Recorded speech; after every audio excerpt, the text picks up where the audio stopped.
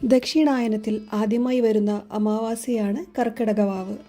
പിതൃക്കൾക്ക് ആത്മശാന്തി നൽകുന്നതിന് വേണ്ടിയിട്ടാണ് ഈ ബലി. ഇതുവഴി ദീർഘായുസ്, സന്താനഭാഗ്യം, ധനസമൃദ്ധി, വിദ്യാഭ്യാസ വിജയം, സ്വർഗലാഭം, മോക്ഷം എന്നിവ ലഭിക്കുമെന്നാണ് ഹിന്ദുമത വിശ്വാസം. മറ്റു അമാവാസ്യകളെ അപേക്ഷിച്ച് ഏറ്റവും പ്രധാനപ്പെട്ടതാണ് കർക്കിടകവാവ്. കാരണം ഈ ദിവസം സൂര്യനും ചന്ദ്രനും ഒരേ ദിശയിൽ ഒരുമിക്കുന്ന അതുല്യമായ ദൈവിക സന്ദർഭമാണ്. ഹിന്ദു വിശ്വാസപ്രകാരം കർക്കിടകവാവ് ദിനത്തിൽ പിതൃക്കൾ ഭൂമിയിലേക്ക് എത്തുന്നു. 7 തലമുറകളിലൂടെയും കഴിഞ്ഞ 7 ജന്മങ്ങളിലൂടെയും നമ്മോട് ബന്ധമുള്ള പിതൃക്കൾ നമ്മെ അനുഗ്രഹിക്കാൻ എത്തുന്ന ദിവസമാണിത്. അതുകൊണ്ട് തന്നെ കർക്കിടകത്തിലെ കറുത്തവാവ് അവർക്ക് അന്നമൂട്ടാനുള്ള ഏറ്റവും ശുഭകരമായ മുഹൂർത്തമാണ്. മുത്തച്ഛന്മാർ, മാതാപിതാക്കൾ, സഹോദരങ്ങൾ, കുട്ടികൾ, മറ്റു ബന്ധുക്കൾ തുടങ്ങിയവർക്ക് വേണ്ടിയാണ് ഈ ബലി.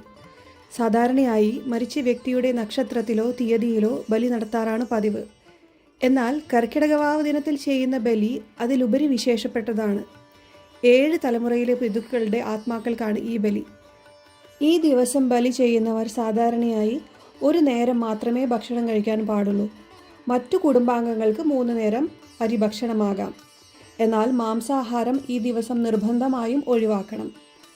ബലിതർപ്പണത്തിൽ ദർഭ, എള്ള്, വേവിച്ച അരിപ്പൊടി, വാഴയില, വെള്ളം എന്നിവ ഉപയോഗിക്കാറുണ്ട്.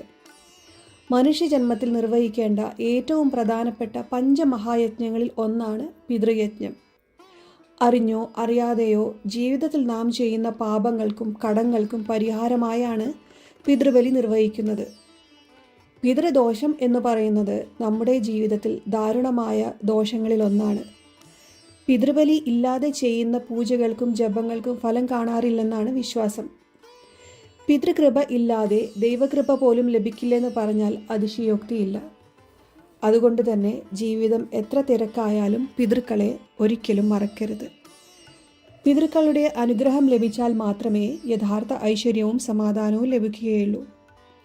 പിതൃക്കൾക്കായുള്ള ഉപകാരസ്മരണ വരും തലമുറകൾക്കും പാഠമാക്കണം. പിതൃക്കൾ എന്ന് പറയുമ്പോൾ നമുക്കറിയാവുന്ന മാതാപിതാക്കളേക്കാൾ അതിവിശാലമായാണ് അതിൻ്റെ അർത്ഥം.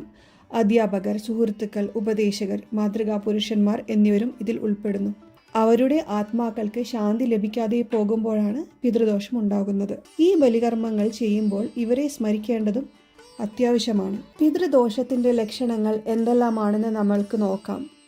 കുട്ടികൾക്ക് ആവർത്തിച്ചു വരുന്ന അസുഖങ്ങൾ, ഗർഭധാരണം വൈകുക, കുടുംബകലഹം, വിദ്യാഭ്യാസവും തൊഴിലും തടസ്സപ്പെടുന്നത്, വിജയങ്ങളില്ലായ്മ, സ്ഥിരമായ പ്രശ്നങ്ങൾ, മാനസിക ശാരീരിക ബുദ്ധിമുട്ടുകൾ, ഇത് എല്ലാം പിതൃദോഷം കൊണ്ടാകാം. കർക്കിടക വാവ് ദിനം മറ്റേത് വാവുകളെക്കാളും മഹത്വമുള്ളതും ശക്തിയേറിയതുമാണ്.